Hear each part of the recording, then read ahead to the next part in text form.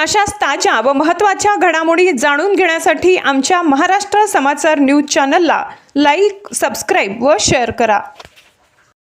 कुकरनी गारदो आम्ही इथं बी खतं घ्यायसाठी आलो, पण खतं युरिया तर उपलब्धच नाही आहे. जे आहे ते घ्या म्हणता.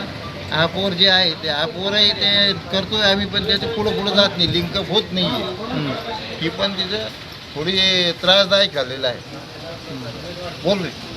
अजून काय काय तुम्हाला अडचणी काय काय अजून? आता ॲपच चालत नाही चांगला, आणि युरिया इथं नाही आहे. मग युरिया नाही आहे एवढं मोठं दुकान, तर मग आता पुढे जाणार आम्ही. कोणत्या दुकानात आले तुम्ही? शासनानं युरिया द्यावा, सगळे खतं द्यावं आहेत, द्यायला हरकत नाही असं मला वाटतं. त्याशिवाय होणार नाही ना. विदेशातलं काम आणि भरून राहिलं, पण ते देत नाही ना आम्हाला. काहून नाही देत? ते त्या शेतकऱ्याला काय ते म्हणते देऊ देऊ कवा देणार आहे आम्हाला. तुम्ही ऑनलाईन केलं का? नाही केलं अजून. आता दुकानात करायला होतं का? ऑनलाईन करायला मोठा मोबाईल आहे का छोटा मोबाईल आहे? छोटा मोबाईल आहे. आमचा मालक करू शकतो ना. काय ना तुमचं? महाजन कटारे. कुठले? गाडगो. म्हणजे स्टॉक इथं अवेलेबल पाहिजे. बरं, जिथं एक असं आहे जिथं स्टॉक आहे तिथं स्टॉक असून मी दुकानदाराला विचारलं जातं आहे, पण दुकानदार म्हणता आम्ही तुम्हाला देऊ बुकिंग केल्यानंतर, पण याच्याबरोबर तुम्हाला दुसरे खतं घ्यावं लागेल, असं काय आहे का? नाही, मला काय अजून ते सगळं आढळलं नाही, आणि मी पण ते याला मला कळालं पण नाही तसं. बरं, आता हे ॲप आणि ऑनलाईन खत खरेदी ही शेतकऱ्यासाठी फायदेशीर आहे का कसं? म्हणजे काही प्रमाणात तर फायदेशीर आहे, कारण त्यांना जे पाहिजे खतं त्या पिकांना तेवढे ते हे करतात, मग त्यासाठी तो चांगले. पण तोटा पण तसं आहे की काही पिकांना एक्स्ट्रा खत पाहिजे, आणि याच्या शास्त्र म्हणजे याच्या सरकारच्या माध्यमातून जर पिकाला 1 बॅग भेटते आणि तिथं शेतकऱ्याला 2 बॅग पाहिजे, तर त्यावेळेस तो तोटा होतो. नाही, ते झाले बऱ्याच. कपूसिंग राहणार मी शांबोडी, इथून 10 किलोमीटर अंतरावरती माझं गाव आहे. जे मला खत पाहिजेत ते जर संभाजीनगरला प्रत्येक दुकानावर जर मिळत असेल तर मला ते ॲपमध्ये चांगलं आहे.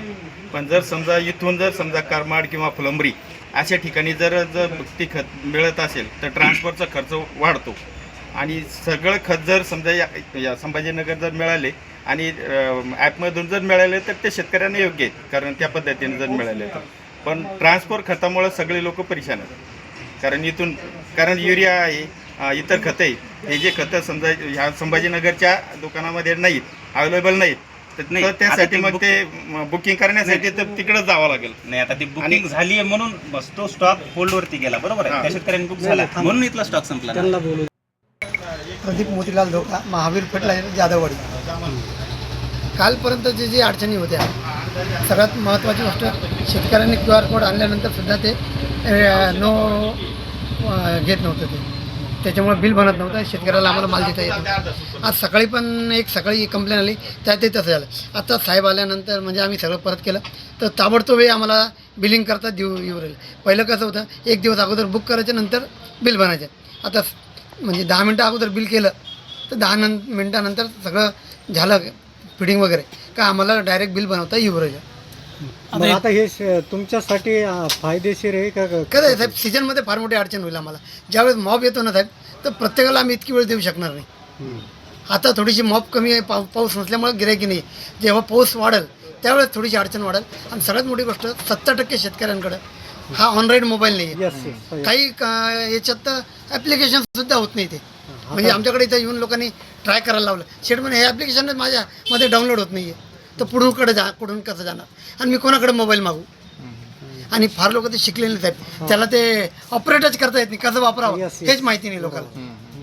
त्याच्याकरता गावागावात लोकांना प्रशिक्षण द्यावं लागेल, आणि शेतकऱ्याला कुठं जरी फास्ट करता येईल त्या पद्धतीने देता यावं. कृषी विभागाने नेमकं काय करायला पाहिजे असं तुम्हाला वाटतं? लोकांना अवेअरनेस, फार्मर जो फ्रेमवर्क जे आहे ते सगळ्यांना डाउनलोड करायकरता मिटिंगा घेऊन लोकांना सांगितलं पाहिजे. पण आता ज्यांच्याकडे मोबाईल नाही त्यांनी काय करावं? आता तेच विषय सगळ्यात मोठा आहे सर आजच्या तारखेत.